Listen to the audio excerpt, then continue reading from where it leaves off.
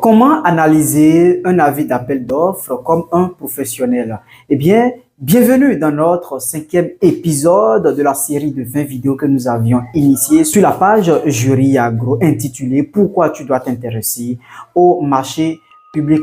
Si c'est la première fois que vous me découvrez sur cette chaîne, je m'appelle Pythagore Invor, promoteur du cabinet Jury Agro. Eh bien, tu viens de tomber sur un avis d'appel d'offres. Félicitations! Mais beaucoup d'entrepreneurs commettent généralement des erreurs dès cette étape-là. Tu es en face de toi d'un avis d'appel d'offres. Faut jamais lire cet avis de façon diagonale. Prends tout ton temps pour faire une lecture posée afin de mieux comprendre chaque phrase contenue dans le DAO. Alors, tu vois immédiatement une opportunité, mais tu dois te poser.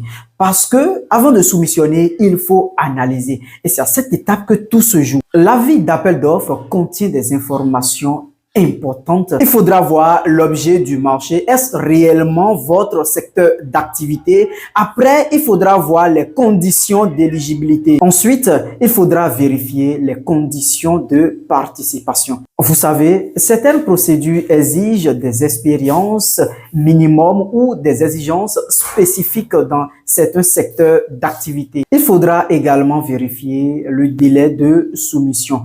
Lorsque vous tombez sur un dossier d'appel d'offres, avez-vous suffisamment de temps pour préparer ce dossier-là? Si par exemple vous tombez sur un dossier d'appel ou un avis d'appel d'offres et que le délai est dans 3 jours, le délai de dépôt est dans 3 jours, avez-vous suffisamment le temps pour rassembler toutes les pièces pour soumissionner à cet avis d'appel d'offres-là? Enfin, vous devez vérifier les critères de qualification. Eh bien, si vous ne conformez pas à ces critères-là, il vaut mieux ne pas soumissionner. Il ne faut pas perdre votre temps et votre argent pour rassembler les pièces parce que qu'on ne se leurre pas, il y a beaucoup d'argent à dépenser dans la soumission. Les entrepreneurs performants ne répondent pas à tous les avis d'appel d'offres. Ils sélectionnent ceux qui correspondent réellement au profil de leur entreprise et ils soumissionnent. Ce n'est pas parce qu'un avis d'appel d'offres ou un marché est intéressant qu'il faut se lancer.